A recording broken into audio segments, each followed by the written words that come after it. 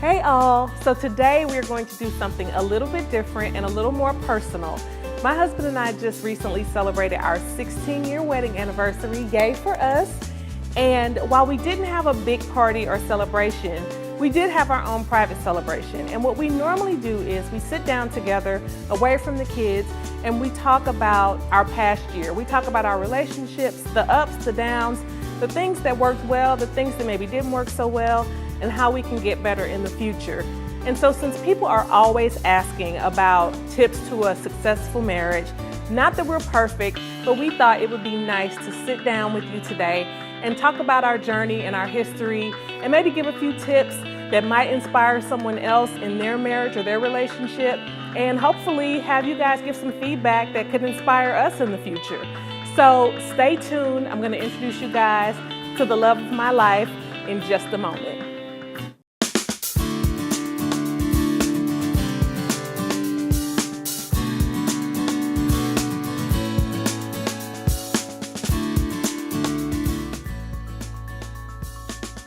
So I met this beautiful young lady in 2001 in St. Louis, Missouri at a restaurant called Goody Goody.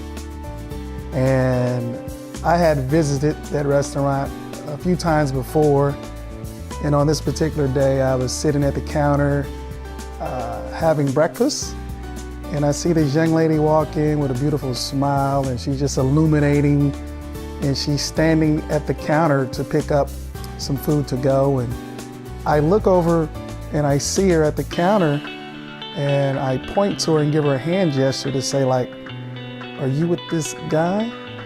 And she looks back at me, and that's kind of the face that she gave. It was like, no, not really. And so I waited till she picked up her food and began to walk out. And so I kindly asked the waitress at the counter if she could watch my food while I followed her out to her car.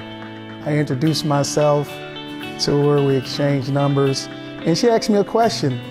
I can't remember exactly how she worded it. Do you remember what you asked me? Yeah, I just asked how you were doing. Yeah, she asked me how was I doing, and I told her I was blessed. Yes. And something sparked in that moment. We actually exchanged numbers. We went to dinner that night. We did. At a place called Telanius Pizza. Yes. The same night that we met.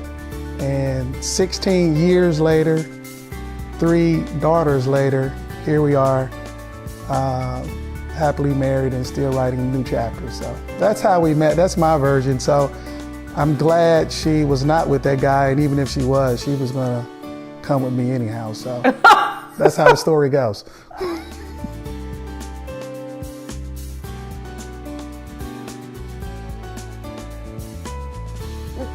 That is basically how it went. I will say that I was talking to a guy that I just happened to know, who was standing right next to me.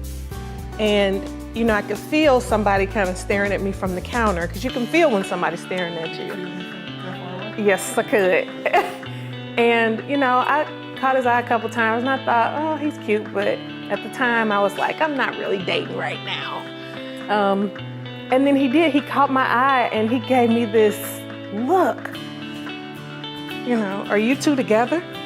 And I was appalled yet intrigued. So yes, that is pretty much what happened. I thought it was very bold, but I will say that when he said he was blessed back in 2001, it was not as popular a term as it is now today, where everybody says they're blessed or is kind of blessed. So that did stick out to me. And I guess I'm glad it did. Well, I'll say this, babe.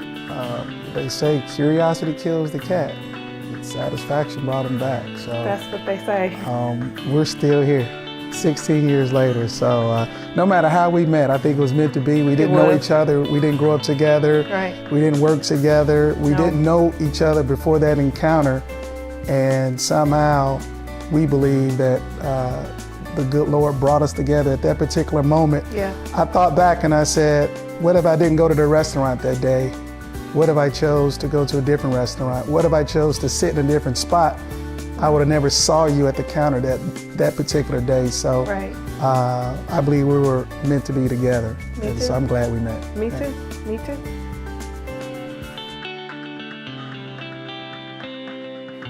One thing that could possibly be surprising to people, I don't know if it would be or not, but I know that we had people over the other day and we were outside and the music was playing. And we sing and rap together. And it's so much fun. And we've probably done it together so much that we probably do the same, dance moves at the same time. And we were just kind of in our zone, and we had a bunch of people around us, and we didn't even realize that they were really watching. And I heard one of our guests say, "Did you guys know you're doing the same thing?" Like, it was very funny. So that, yes, and we do it quite often, randomly and spontaneously. That will break out in the house. There's always music playing. And I don't know, I just think it keeps things fun.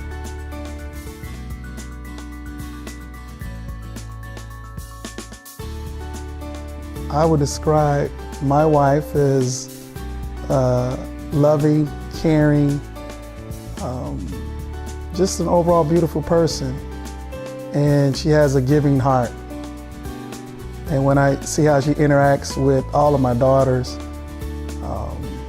it just makes me really feel good to know that I married someone that's a really good mom to my daughters, and our daughters are watching my wife and I and how we interact with one another. So I would describe her as loving and caring and just a big-hearted person. It's hard for her to say no to anything, so I told her no is not a bad word, but it's just her heart. She wants to do so much good and share so much, because so much is in her. So, but loving, caring, and a big heart. And I think I would describe you as the ultimate protector and provider. That is absolutely how I see you. You're gonna take care of everything no matter what, whether it's me, the girls, the house, whatever. You are going to make sure everything is taken care of. Another thing I always say to describe DeMarco is he's an introverted extrovert, if that makes sense.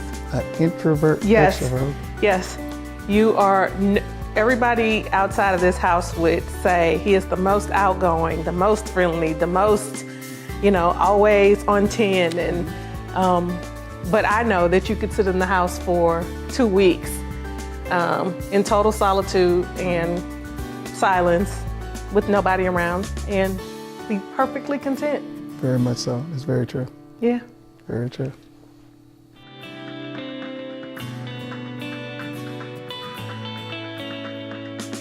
I would say the most challenging thing, or what was the most challenging thing in our relationship for me, was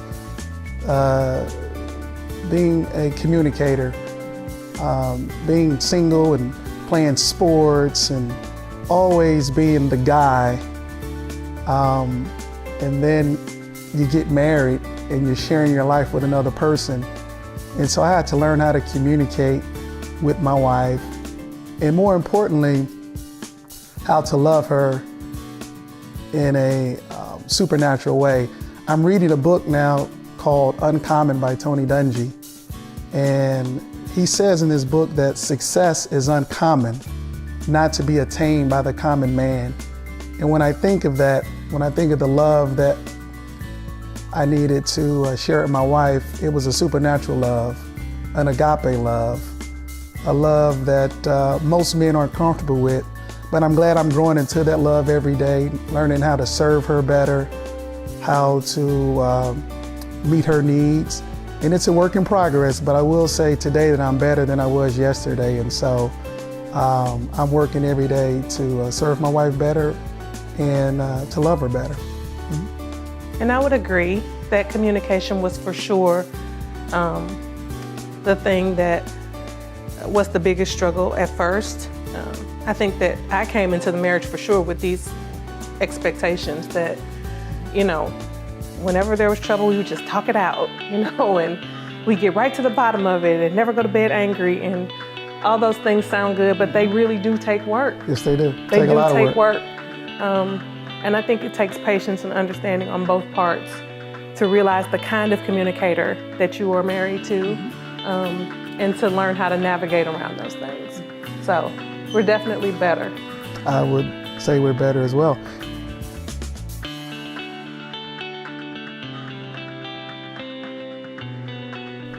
I became involved with Granny's House in 2008. Granny's House is a non-for-profit here in Columbia, serving at-risk youth in the Douglas Park area. And I became involved when I met Dr. Ellis Ingram, who is the co-founder of Granny's House. And I helped mentor young men ages 9 to 14 with just life skills. There's a phrase that says, people don't care how much you know till they know how much you care.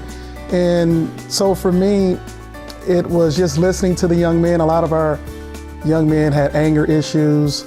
Some had some learning, quote unquote, disabilities. But when I began to meet these young men and talk to these young men, I found that there was more to the story. And so there's a lot of pain and fathers missing in their lives. And so I just try to come in and be an ear, someone to listen to, someone that they can trust, someone that they can call on. And as a result, many of our young men are improving in their character. They're improving in their response.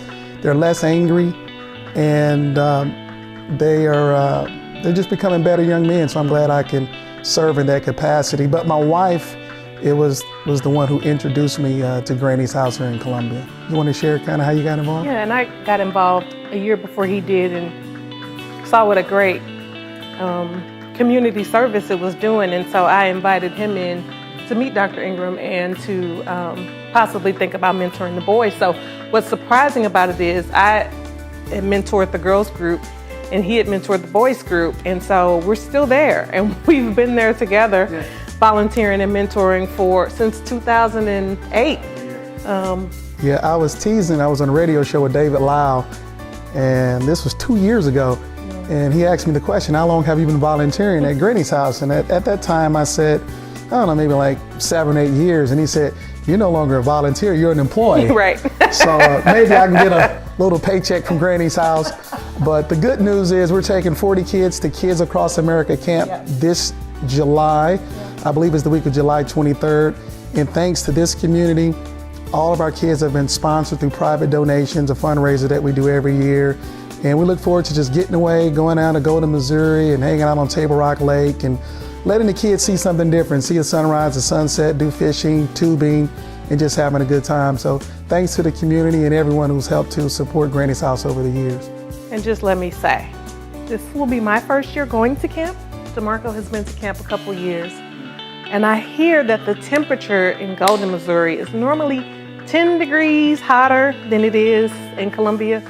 So just say a quick prayer for me, because I don't really do heat. So I'm sure I'll survive. Take you some suntan lotion, baby. You'll be good. You'll be good.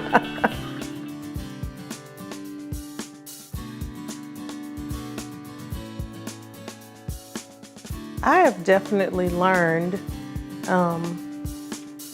that because my husband is a provider and such a good provider and protector of all of us, I have learned to pick up on the times when he does feel drained. And so in those times, I do try to do whatever I can to remove any outside distractions, or even sometimes I'll, take the girls out. I will cook his favorite meal. I mean, those are just small things. My favorite meal, which one is that? Your favorite meal is breakfast. Oh, I love breakfast. I love your shrimp pasta too. It was Yes, really good. the shrimp pasta was good, but by far, breakfast would be the favorite. Your meals always make me feel better. Yes, They really so do. I if I'm just try grumpy, to, yes. I have one of those good meals, man. Yes. I feel better right away. I'm telling you, a good meal does cure a grumpy man. Yes, it's true. It's very true. Yeah, for sure. How do I show my love to my wife? And I had to learn my wife. So in 16 years, I believe we've gone through phases. So before we had kids, and then when we had kids to this particular point, I believe our marriages has gone to different stages. So early on, it was a lot of, hugging and kissing and, just really good times. And then when the kids came along, obviously It changes, yeah. it changes. You got to change diapers, and she's breastfeeding, Yes. and she's doing all these other things that can be taxing on her. And so I believe we've learned each other, we've grown, and it's important now that we have 3 kids at home, 12, 7, and soon to be a 6-year-old, that we continue to have date night, that we continue to carve out time for us, that we continue to communicate, because this is a journey, and we're learning more and more about each other every single day. Very true. From 17 years ago when we met, and 16 years since we've been married, we're still learning about each other. So it's a journey, but we're in it together, and love is the only thing that will keep us together. Yep, love.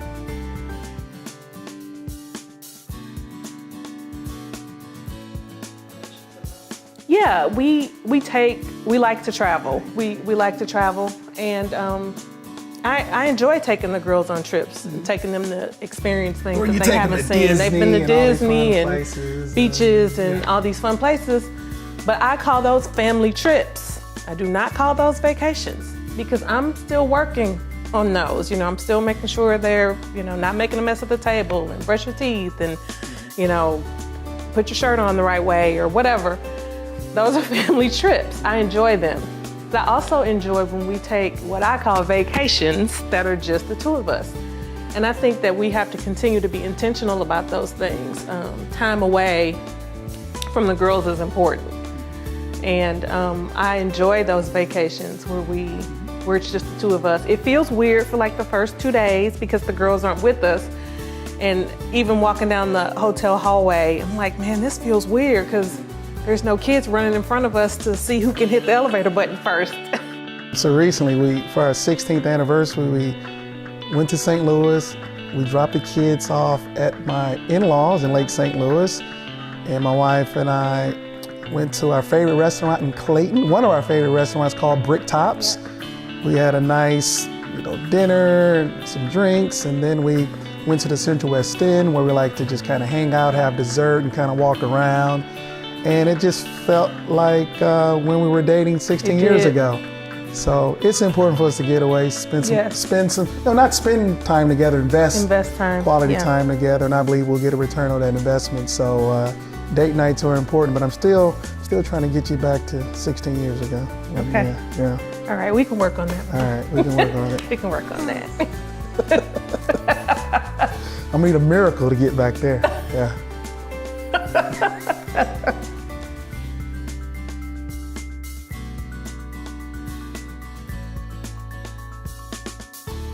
Our faith is extremely important to us. Our faith is our foundation.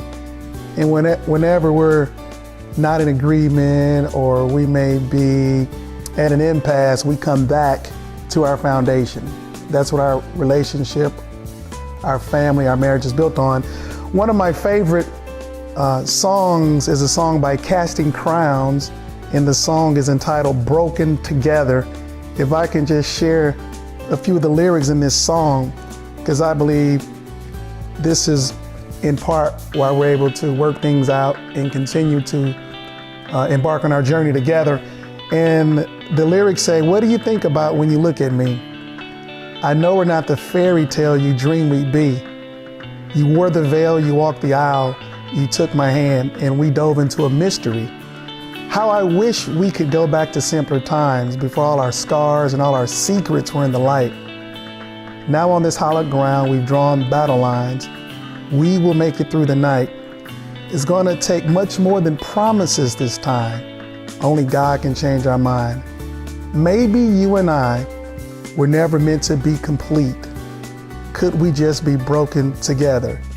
If you can bring your shattered dreams and I'll bring mine, could healing still be spoken and save us? The only way we'll last is to be broken together." And I share that because oftentimes we're looking for a perfect mate or a perfect spouse. And I believe the only way that we can make it is to be broken together And in that, it's not so much that you and I would be glorified, but that our Lord and Savior would get the glory. Because I can never fulfill you, you can never ultimately fulfill me.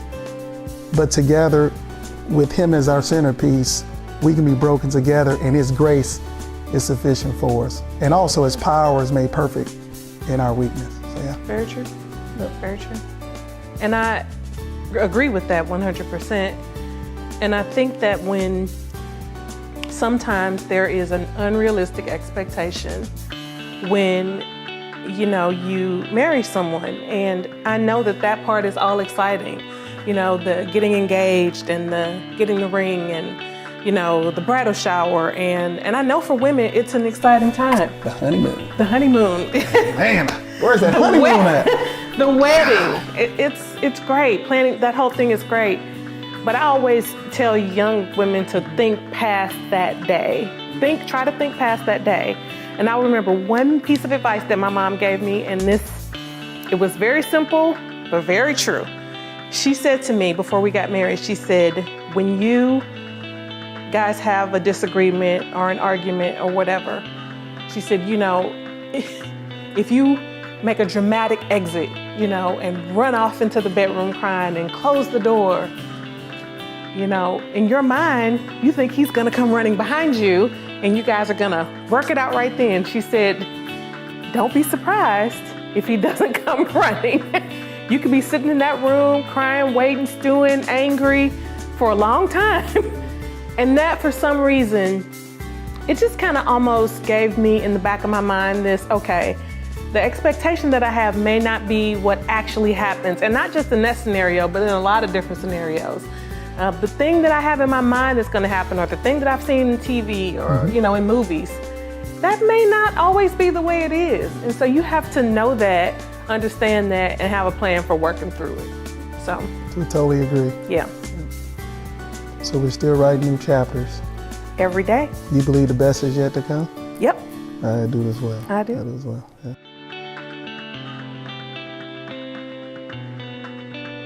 I'll kind of share my thoughts on our family. We have 4 beautiful daughters, and so oftentimes people say 4, I thought you had 3. Right. When I met my wife, my stepdaughter was 7. I don't call her my stepdaughter, she's my daughter. She was 7 and a half when my wife and I met. And when we married, she was 9 years old. Yeah. Now she is 25 years old. She lives in Dallas, Texas. Right. And she's doing really well for herself. I'm extremely proud of her. And since we've been married, we've added 3 more daughters. So we have Jasmine, who's 25, Cameron, who's 12, Peyton, 7, and Jordan, 6. And I think my proudest accomplishment is my relationship with my eldest daughter, Jasmine. And even though it's not my biological daughter, I love her just the same as my own 3 daughters, and I treat her no differently. And she is a part of my retirement plan, so I just want to tease her with that. And when you meet, and you may have a blended family, for those who may have a blended family, it can work. Yes. But once again, it needs to be an unconditional love. And so I'm sure if you would ask her about me, she would say that my dad loves me. Yes. And I just believe that she is better because of me in her life, but ultimately I'm better because she came into my life, and it's made me a better man and a better father to love something that actually I didn't birth, if you will, but it's taught me more about love, and I think in turn it can help me love my wife even more as well. So those are my daughters. We have a lot of fun. We travel. We do a lot of fun stuff together. All this good stuff. We go on vacations. They love vacations. The Gulf Shores. We go to Disney. We do a lot of fun things together. And we're so grateful. We're so thankful. We're so fortunate. We're so blessed. And I'm just glad we're on the journey together. What do you got to say about the family? I'm taking a cry break. Cry break on the family? I'm taking a cry break. Hold on. Just a cry break. But yeah, I think it's important to address, especially in this day and age, blended families. Because blended families are more common or normal than probably what they used to be. And they can work, but they take work.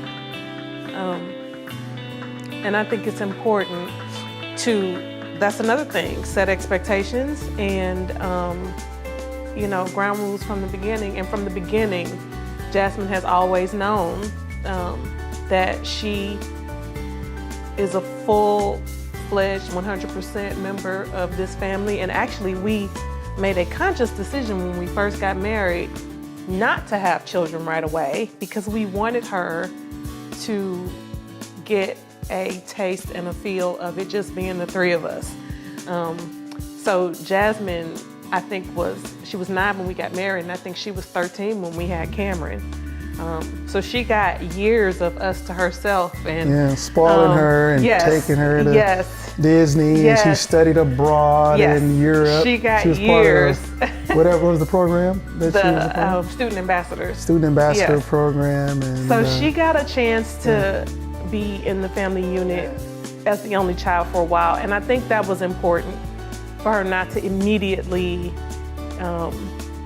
feel like she needed to share us with a sibling. And so like you said, we have 3 more girls. So 4 girls total, and every time I tell people that, they just lucky me, right? Shake their head. But you know what your doctor told you? He said, so if you have girls, be encouraged. This is what he said: boys for wife, girls for life. So I always tell him when he gets old and gray and his teeth fall out and he cannot chew up his food, the girls will come back and they will take care of you and they will mash up your peas and feed them to you. I believe it. I believe you. You will be so well taken care of in your old age. I believe it. Yeah, I have nothing. I have nothing in my pockets. I have nothing in the bank.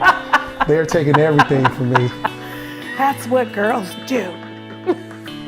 That was a good deal, man. Good deal. My grandmother always say, where's the boy? Always. His grandma would say. I say it's my wife's fault. She just never would, do a little different move for me. So what science book does the girl, the woman, determine the sex of the baby? Somebody put that in the comments if they know where that is written. I don't know what you're being paid back for.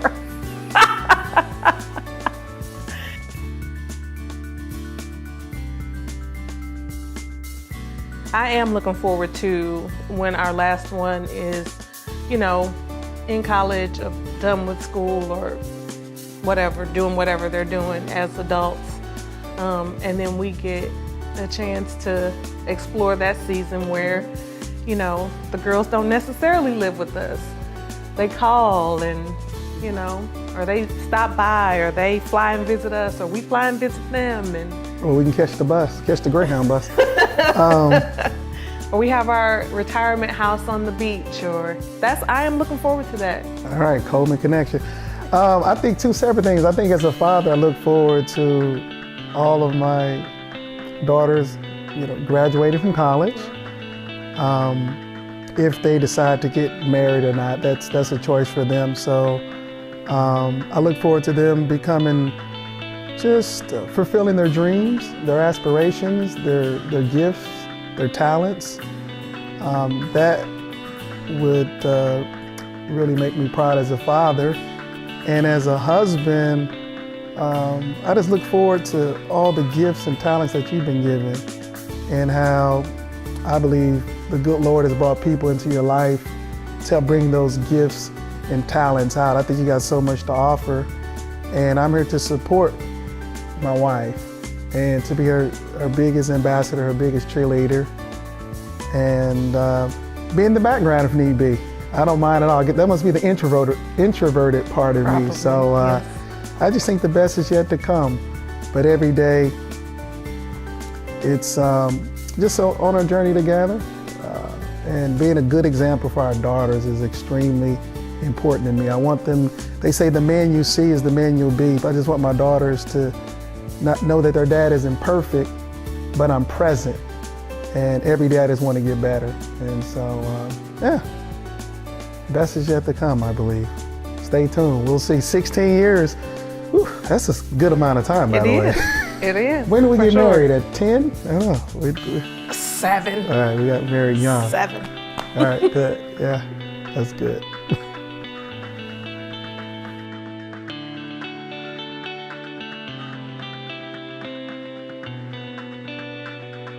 So when it comes time for you to celebrate the important milestones in your life, do whatever feels good to you at the time, whether it's having a big gathering or a private dinner, or just reminiscing with the person you love. Just do whatever feels good to you. Again, thank you so much for joining us in this special episode. It was so nice to take a break from our regular routine and just sit down and have a conversation about our relationship and our history. And if you have any relationship tips or any relationship stories that you'd like to share, please drop them in the comments. I would love to hear from you. Again, if you like the video, give it a thumbs up and subscribe to the page so you can keep up on our latest tips, tricks, and Coleman Connection.